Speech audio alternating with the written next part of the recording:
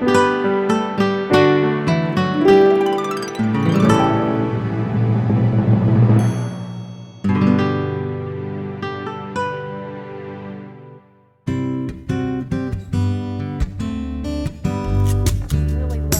today's program, former host Ray Campbell visits the home of Jane Carter, the garden manager of the Botanic Garden at Oklahoma State University. Barbara Brown will get you ready for the holidays with some great gift ideas for the home canners in your life. And finally, we come to the end of this gardening season with a special announcement on a new beginning.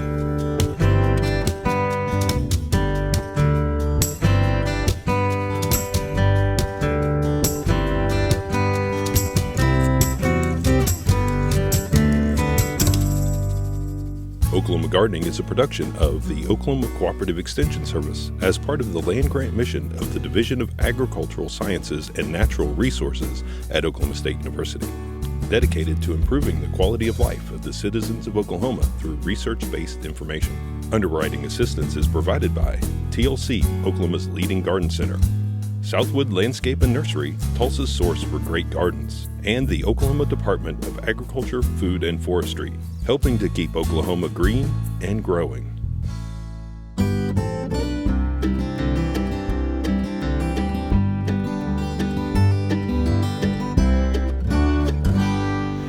As we get into fall, and particularly later into the fall like we are right now, we often look around for really nice color in the landscape and think usually about foliage on our trees, particularly of our native trees and other trees, as well as some of the colorful flowering plants such as pansies and ornamental kale and even chrysanthemum.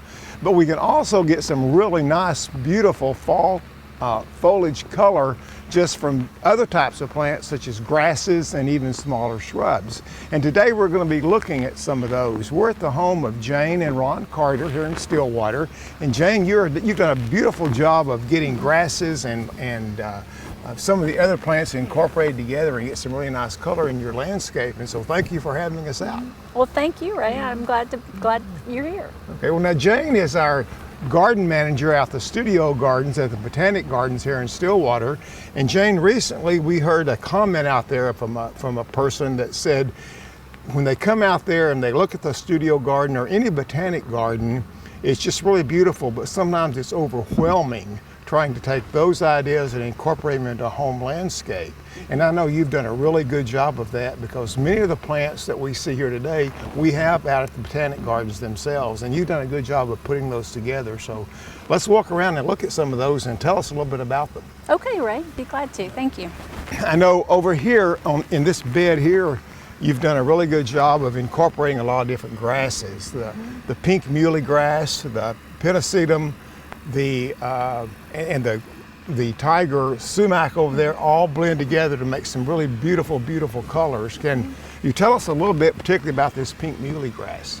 This particular muhly grass is pink cloud, and it just has that real light area and that wonderful pinkish purple color that really stands out in the fall. Mm-hmm. And it looks so really spectacular with all these other plants incorporated, like I said, with the fountain grass and with the sumac. And I particularly like this plant here too. It's a perennial aster, and it is so nice and so showy. And I know that this is a good one because it is such a tough plant. Yes. Like many of these plants are tough, and you've done a really good job here, I think, of putting these all together, but also one of the things I think you have in mind is water conservation. Yes. So how have we done this with the dry creek bed, the beds, and all this? How are you keeping all these watered? Well, I did install drip irrigation, but I just turn it on when I feel like I need it, when it's been a week since it's rained or we get into some really high temperatures. It was real important for me to conserve water. And the grasses in particular, and the Arizona cypress, cedar of Lebanon, sumacs, they're all really drought tolerant. So I think with the way water is nowadays, we never know when we're going to have it next year. So I think it's important to conserve. Well, you mentioned the Arizona cypress, and I really want to make a couple more comments about the Arizona cypress because you said it is a very tough plant. You're on the southwest corner here. Yes. There's a lot of sun, there's a lot of wind. You're next to a pretty large street there, so there's going to be a lot of a reflection of heat from that street. But that Arizona cypress seems to really be tough. I think it's a plant that is really underused a lot in our landscapes in Oklahoma. What made you decide to do a plant like that? Well, as you can probably tell from the home with the blue shutters, I really wanted to go for a calm landscape. And the blues and the purples and the greens kind of have that serene, more calm feeling about them. And so looking for blue plant material, Arizona cypress is one of the best for Oklahoma, I think. And well, I certainly agree with you. And I've had Arizona cypress in my landscape, and they perform very well, but they do need good drainage. Yes. We have to keep them up high or else put them on a slope that drains. And you've got good drainage here, and what's the real purpose of your creek bed, your dry creek bed? Is that just for looks, or what is that? No, as you can see, we're up on a hill, and so we do have a slope, and we need to get the water off of the slope. So it serves two purposes. I do like the natural look of it. It kind of adds to the feel of the landscape that I wanted to have, but it does serve the purpose of draining water away from the home. Okay. And our downspouts and our gutters are hooked into that. So. And one more plant I want to talk about, because I think it works in well with your dry creek bed that you just talked about, and the other plants here, is the cedars of Lebanon. Yes, cedar of Lebanon. That is not a deodar cedar. No. The shape may look like it might fool you, but the color is quite different. That is really a unique plant. Yes. And so give us a little bit of background on your desire for a plant like that. Well, I love conifers, evergreens. When we talked about the Arizona cypress, part of my decision in choosing these is I like a large percentage of evergreens, especially conifers in the landscape, so that we do have something to look at in the winter. And the grasses, of course, add to that too. But this particular cedar of Lebanon is a stenocoma, which is a narrower tree. And these lots, while it's a fairly good-sized lots, most city lots now, they're not huge. So that was one of the main reasons. The color, it's a really tough tree. It's a little hardier than the blue Atlas cedar that you see. This can take a harder freeze, a little colder temperature. Okay, well, great. And it looks great here. Oh, thank you. I want to walk over and look at another bed you've got here that's really showy, but as we walk over, I just want to mention that we are actually walking on a zoysia grass turf. So you have zoysia here instead of Bermuda grass or some of the other common grasses. And zoysia is not a really common turf in Oklahoma, but yet it's getting more common, and it's a really tough grass, and the cushion on it is just like walking on a very thick, lush, expensive carpet in your home. That's why I really like this zoysia grass. Me too. I really like it, and I always like to try to do something different, but we had zoysia before, and I just really loved the way it felt and looked. I don't have to mow it as often. It's a little lower maintenance too. Good. And now this is the bed that I like. It is really an eye catcher when you come around this corner, and I think you've mentioned that even some of your neighbors sometime in walking, they stop and ask about this. And this is the grass that a lot of people aren't familiar with, because I think we've just recently begun to see it show up a lot in Oklahoma landscape. So tell us about this particular grass and just the toughness of it as well. And also how you started that, because I'm amazed at the amount of growth you've got on it. This is a blue dune lime grass, and it grows by the seashores. It can take wind and salt, not that we have a lot of salt here. But it's a really tough plant. I grew them all from very small plugs. I had like 3 flats of plugs, and this actually filled in one summer. And a plug is like just an inch or smaller in size, isn't it? It is, and it's a very inexpensive way to start.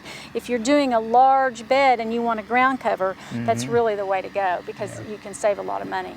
Of course, I love the blue. One thing you do have to keep in mind with this grass is it does grow by rhizomes. So it's not a grass you would want to put in a perennial bed where you had a lot of other perennials you wanted to show off. This is a ground cover grass. I see. So, but that's something you do have to keep in mind. But if you have a berm or you have a slope you need to cover, this is a great grass. It's tough, low water usage. Well, and it's really showy with your crepe myrtle in here as well. And, well, Jane, it just looks so nice, and I know we could talk all day about these, about your yucca plants and all the colors and the way you've incorporated drought-tolerant and heat-resistant plants into a really spot here that really fits that description, because it is very heat prone here in corn. But you've got some other areas of your landscape I want to look at as well. You got a little courtyard garden. The front of your house is just beautiful. I love your window box up there. Thank you. That's one of my, excuse me, Ray, that's one of my favorite parts. I love the Silver Falls dichondra coming down and flowing. This was the first year I did that. It's only the second year I've had the window box, but and I just really like that look. Yeah, I do too, and I like where you've incorporated the fall decorations with the pumpkins, and it really blends in well with the architectural design and colors of your home as well. You know, Jane, this little courtyard area back here is so nice and relaxing looking, with your little Montgomery blue spruce on the front and your copperleaf euphorbia. What I really like is this little relaxing courtyard area here, and I've just noticed you've really screened out your air conditioners too, and so it sort of serves as a dual purpose of a relaxing area as well as that as well. And what some of the plants you have in here are, some are common, some are rather unique, but I know you're an agave lover. Yes, I do. I do love agaves. Again, they're very drought tolerant and they're very showy. Unfortunately, there's very few that are hardy here. This one is not. There is one called Perry that is. It's winter hardy. One of our few succulents that are.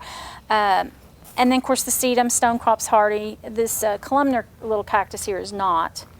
The yucca, the hens and chicks, the sedums, all those are hardy, even the sedums and hens and chicks in here.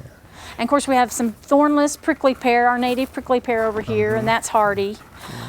So there are a few not hardy things in this little succulent bed, but for the most part, I tried to make this a hardy succulent bed. And you know, it just blends in so well with your pea gravel walk here, and again your dry creek bed, and for drainage on both sides of your house, because you are very high in the back, and you're still working on the backyard. Definitely. You're going to get your plans, I think, are for like a fish pond, a water feature, and just a little Japanese garden or something like that. So the saga continues, and we'll have to come back later on and see what you've done to the back, Jane. I would love that. Yeah.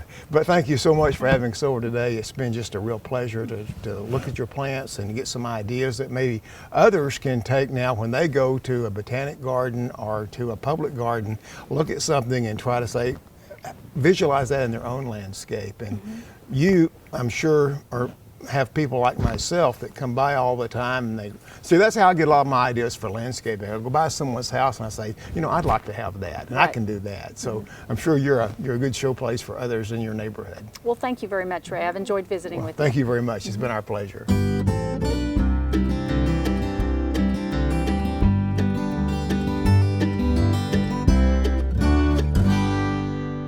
It's that time of year when people start thinking about gifts and things they can give to others that they like. And everybody wants to give a gift that's going to be well received and something that they don't already have. So today we're going to look at some of the new products that are out there for home canning, and maybe if you've got a home canner on your list, one of these things may fit the bill. But I want to talk about whether or not they are good ideas. So a lot of these things are from the same company. We're not promoting that company. We just happen to have some of their things. So the first one is the most expensive. It's about $300. It's an automatic home canning system. It looks like it would be terrific. It uses a lot less water than a traditional boiling water canner would, about 85% less.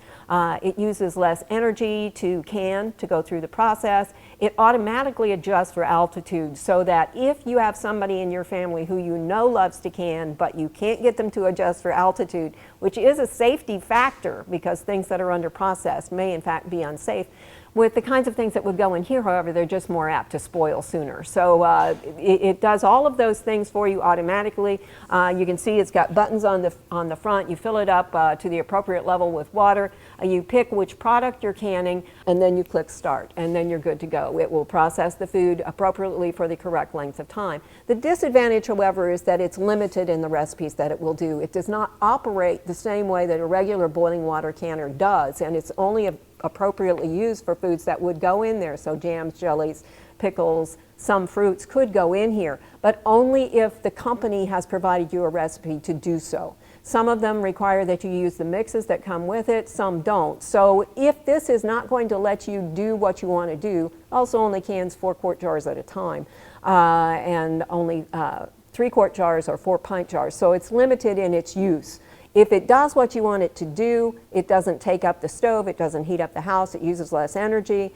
You can go from one batch directly to another, there's no cool down time. But if it's not the jar of salsa that you want, then it's not the appropriate product for the person that you're looking at. So think it through all the way through. Where you're going to store it, is it going to do what you want it to do, all those things. The next one is somewhere in between it. I don't have an example of it, but it's an automatic home canning system that only does boiling water canner in the traditional way. So it's about the same size as this, but it can can all of the recipes that you normally would. It's about 21 quarts, so it will can 7-quart jars.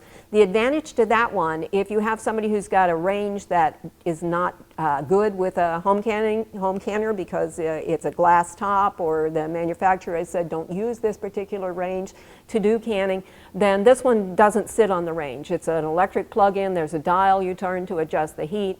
It is heavy. You do use the same amount of water. It uses the same amount of time. But they built a spout in on the side, like a coffee urn, so that if you get it close to the sink, you can just depress that lever and it will drain into the sink. Now, this could be a big advantage for some folks as they get older, because those canners, moving them from the stove to the sink to drain them, they're really heavy, and the idea of taking one pot full or bowl full of water to the sink at a time also is more risk that you're going to spill some hot water or just spill water as you go from one place to another. So that one, a little bit less expensive. It's about $150. Could be something that does match up with what you do if you've got some place to store it. It also can do multiple things. The first one I talked about only does canning and only those recipes that I mentioned. The second one, you could make a stock or a broth. You could do beverages in it.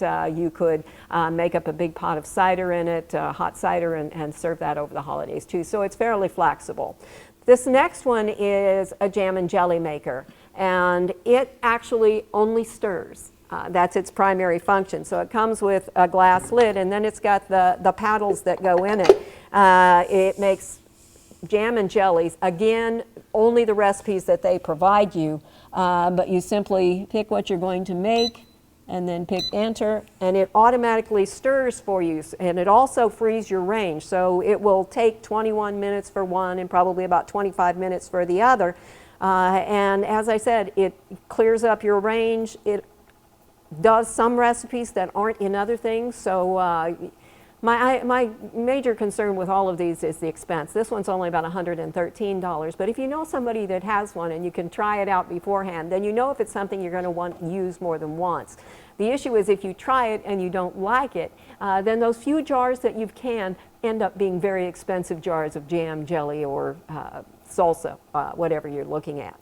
There are some less expensive things out there, so let's go take a look at some of those. One of the new things that's out for the last few years, and they come in different colors, are these jars. And you can see that this is the purple jar. They have a bit of an historic context to them, and so that's sort of a nostalgia thing.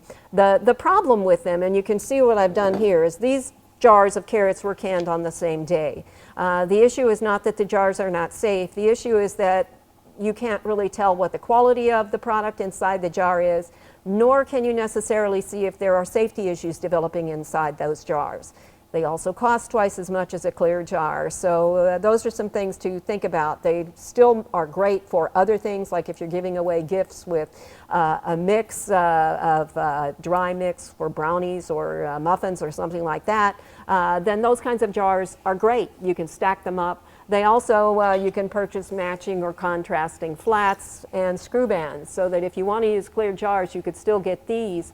Again, they cost twice as much as the traditional ones. One of the things that people often ask me is, where are the gold ones? And it's just not in fashion right now. Just like orange may be the color this year, green may be the color next year in fashion. Well, gold is not the color that's in fashion. They've gone to more of a brass and a silver to match the other things in people's kitchens. So give up looking on gold right now, but keep your eyes open, it'll probably come back. Another thing, different shapes of jars. This is a nice little flat one, works great for jams or jellies, probably not if you're canning vegetables because of the 1-inch headspace that you'd need to leave on there. Another thing, if you're giving jars, consider the type of jar. There are jars now that don't have any raised pattern on them. You can see on this one there's raised numbering, there's raised writing. Sometimes it's just a pattern. Those we know are jars made for home canning. There are some that are made for home canning that don't have that. However, if you get one of those, you may not know next year that this is in fact a canning jar, and you may think it's an old mayonnaise jar and not want to use it. Also, many fairs no longer accept them. They also don't accept the color when products come in. Lots of other kinds of products are out there as well. This is something that I have found quite useful. It's a jar holder, so that when the jar is hot, you can get a grip on the jar as you tighten the flat down or with a screw band, whoops, over the edge. A couple other things that you may want to think about are canning guides. This one you can either purchase from the National Center for Home Food Preservation, or you can get it online. So the cheapest gift, if you have internet access or the person you're giving to does, is simply to give them that web address. A couple of other things. This book has been around for a long time, the Ball Blue book. This is the edition prior to the newest one. This is the newest one. Usually I tell folks when the new one comes out, throw the old one away. However, this is just an expansion. There's nothing wrong with this one, so if they already have this one, they don't need to throw it away. You may still want to update it. It's time to add the pectin, I believe, in the jelly maker. There are also some more in-depth books that you may be interested in. Cost, of course, goes up a little, but it's Christmas. I hope you'll think about some of these things for the people on your gift-giving list. For Oklahoma Gardening, I'm Barbara Brown.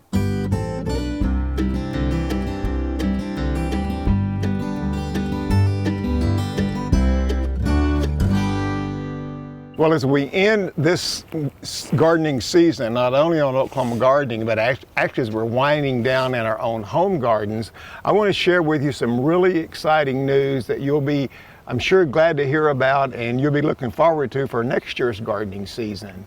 As a former host, and I think I speak for some of the other former hosts, Steve Dobbs, Brenda Sanders, Steve Owens, and the other guests that we've had on the show this year, we've really enjoyed bringing Oklahoma Gardening back to you this season and have gotten really some good responses from the shows. We've really enjoyed getting acquainted with people who have watched the show for years and years and years, as well as many of our new viewing audience. But I want to introduce you now to a new host that will be starting next year with our gardening season as we begin in the spring. And she comes to us very, very highly qualified, very well, a very highly talented individual actually in gardening, and I'm excited to introduce to you Casey Hentges. I've known Casey for several years now and have always admired the things that she's done and her personality, so I know you're going to really like her on the show as well. Thank you, Ray. Casey, welcome to Oklahoma Gardening, and we're looking forward to next season. And I know that the viewers want to know a little bit about you, your background, where you came from, and your interest in Oklahoma gardening. Okay, I've always had a passion for gardening, and I got that from my parents early on. Mm-hmm. I was always participating in garden clubs. I think I was the youngest member as a child going to those meetings. I knew that that's what I wanted to do, so I eventually pursued a degree here at Oklahoma State University, got a horticulture degree, and then after leaving Stillwater, I went down to Dallas and worked in commercial landscaping for a while down there. So I've always enjoyed it. I've done a lot of different things in my career to lead me to this point. And you've also, I think you've had some internships, or you had some experience, and why don't you tell us about that, and also where your latest experience was in gardening, because Okay. I think the people will like to hear that as well. Yeah, definitely. After working for a commercial landscaping company down in Dallas, I really wanted to get back to horticulture education. So I applied for the Longwood Graduate Program, Wow. And I was up there near Longwood Gardens and the University of Delaware, where I got my master's in public horticulture. And then I came back and worked for Extension for about 5 Right. years in Canadian County. So I'm happy to be back with Extension again. But the last 3 years, I was as the director of horticulture at the Myriad Gardens, taking Yeah. it out of the transition from the master planning that they did Yeah. in 2011. So. Wow, that really is. That's very, very impressive. I think we're just delighted, and we're very fortunate to have someone of your caliber come and join us. An Oklahoma person, a background in gardening, an interest in all areas of horticulture, I understand, and so we're really excited that you'll be starting our next season's gardening shows with us here on Oklahoma Gardening. We can hardly wait. Thank you. I'm excited too. I always love talking with all the volunteers, the master gardeners and the ambassadors, and that's my gardening story, and I'm looking forward to hearing from them about theirs also. Okay, well, with that said then, I'm going to present you with the ceremonial Oklahoma Gardening Trowel as a symbol of welcome to Oklahoma Gardening, and this will give you the opportunity to dig right in and get started. Thank you so much. I appreciate Thank you, it. Casey. It's an honor Casey. and a privilege to follow you and so many others who well, have been thank you very hosting this much. show. Yeah.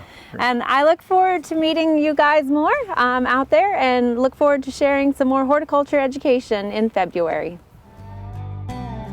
Well, that about wraps it up for this season. Winter is coming, and we know that you'll probably be spending a little more time inside, so we have lots of great programming planned for the next couple of months in our Best of Oklahoma Gardening episodes to help get you ready for next year's garden. So have a safe and joyous Thanksgiving, and we'll see you next week for more TV You'll Grow to Love. To find out more information about show topics, as well as recipes, videos, articles, fact sheets, and other resources, including a directory of local extension offices, be sure and visit our website, oklahomagardening.okstate.edu. And we always have great information, answers to questions, photos, and gardening discussions on your favorite social media as well. Join in on Facebook, Twitter, and Instagram. You can find this entire show and other recent shows, as well as individual segments on our Oklahoma Gardening YouTube channel. And tune in to our OK Gardening Classics YouTube channel to watch segments from previous hosts. Oklahoma Gardening is produced by the Oklahoma Cooperative Extension Service as part of the Division of Agricultural Sciences and Natural Resources at Oklahoma State University. The Botanic Garden at OSU is home to our studio gardens, and we encourage you to come visit this beautiful Stillwater jewel. We wish to thank our generous underwriters, TLC Garden Centers, Southwood Landscape and Garden Center, and the Oklahoma Department of Agriculture, Food, and Forestry. Additional support is provided by Pond Pro Shops, Greenleaf Nursery and the Garden Debut Plants, and the Oklahoma Horticultural Society.